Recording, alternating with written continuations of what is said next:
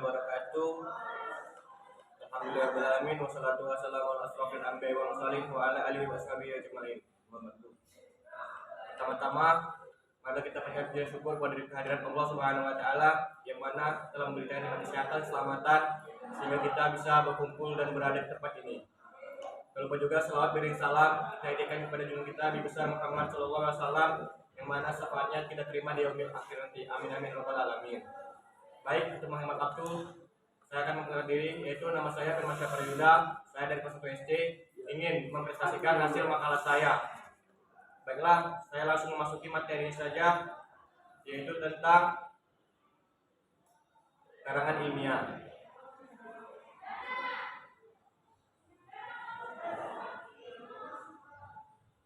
Pengertian karangan ilmiah. Menurut Brawijaya, karangan ilmiah atau yang biasa disebut dengan ilmiah adalah karangan ilmu pengetahuan yang menjadikan fakta-fakta dan ditulis menurut metodologi penulisan yang baik dan benar. B. Tujuan dan manfaat penulisan karangan ilmiah. Adapun tujuan dari pembuatan karangan ilmiah antara lain: 1. Memberi penjelasan, 2. Memberi komentar atau penilaian, 3. Memberi saran, 4. Menyampaikan sanggahan, 5. Membuktikan hipotesa. Karangan ilmiah adalah suatu karya dan bidang ilmu pengetahuan atau sains dan teknologi yang bentuknya ilmiah. Suatu karya dapat dikatakan ilmiah apabila proses perwujudannya lewat metode ilmiah. Adapun manfaat dari kegiatan menyusun karangan ilmiah yaitu: 1. Penulisan akan terlatih mengembangkan kerapian membaca yang efektif. 2. Penulis akan terlatih menggabungkan hasil bacaan dari berbagai sumber.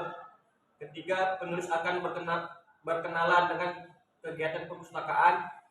4. Penulis akan dapat mengingatkan, mengorganisasikan, dan menjadikan fakta secara jelas dan sistematis. 5. Penulis dapat memperluas cakra ilmu pengetahuan masyarakat. Yang 6. Penulis memperoleh kepuasan intelektual. Adapun ciri-ciri karangan ilmiah yaitu: 1. Objektif, 2. Netral, 3. Sistematis, 4. Logis, 5. Menjadikan fakta atau bukan emosi atau perasaan, 6. Tidak planastik, 7. Bahasa yang digunakan adalah bahasa ragam formal. Syarat-syarat karangan ilmiah: yang pertama, objektivitas; yang kedua, pola pikir deduktif induktif; yang ketiga, sistematika; pemahaman yang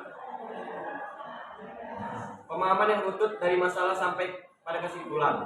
Tata tulis buku berhubung dengan sistematika penulisan karya tulis ilmiah. Biasanya masing-masing lembaga mempunyai peraturan tata tulis yang berbeda. Cara penulisan ilmiah terdiri dari penulisan kutipan, catatan kaki, dan daftar. Kutipan terbagi menjadi dua, yaitu kutipan langsung dan kutipan tidak langsung. Catatan kaki. Jenis catatan kaki terdiri dari petunjuk sumber, catatan penjelas, dan gabungan sumber dan penjelas.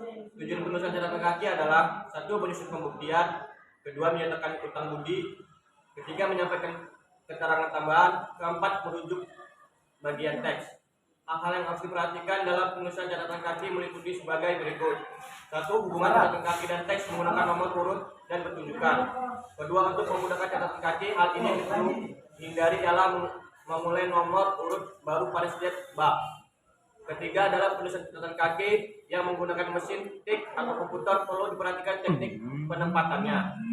Untuk menghindari pencatatan sumber yang diulang-ulang, digunakan singkat dari bahasa lain sebagai pengganti sumber. Pemakaian sumber tersebut sebagai berikut: 1. Ibid dari kata ibidem, artinya sama. 2. Lost-cit dari kata loco potato. 3. Op-cit dari opera citato. Jenis-jenis karangan ilmiah. Karangan ilmiah terdapat berbagai macam. Yang pertama, karangan ilmiah seperti makalah, laporan, skripsi, tesis, dan lain-lain.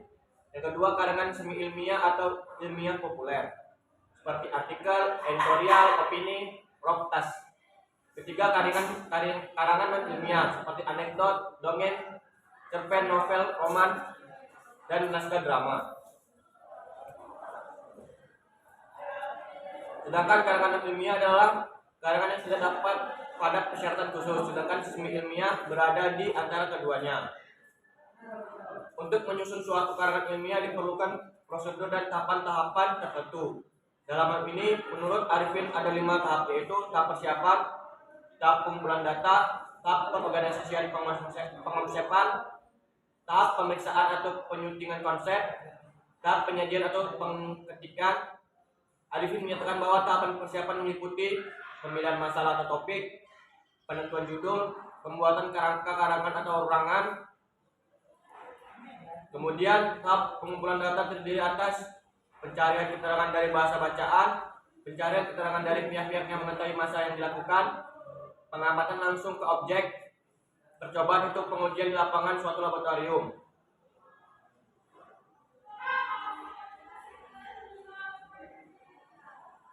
Sistematika atau karangan penulisan karya ilmiah.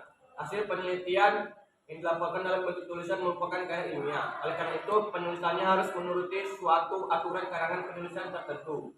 Aturan penulisan tersebut dapat berbeda-beda tergantung pada lembaga yang bersangkutan. Secara umum, karangan penulisan karya ilmiah dapat dibagi dalam 3 bagian, yaitu pendahuluan, isi, dan penutup.